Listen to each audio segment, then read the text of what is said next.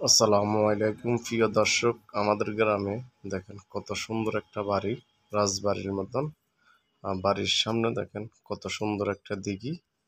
আসলে দেখার মতন এই দৃশ্যগুলা সবাই উপভোগ করবেন। আমার ভিডিওটা যদি আপনাদের মাঝে যদি ভালো লাগে, সবাই লাইক কমেন্ট শেয়ার করবেন। আমার একটা ইউটিউব চ্যানেল আছে, ট্রাভেলস মজিদ ফেনী, সবাই একটু সাবস্ক্রাইব করে নেবেন।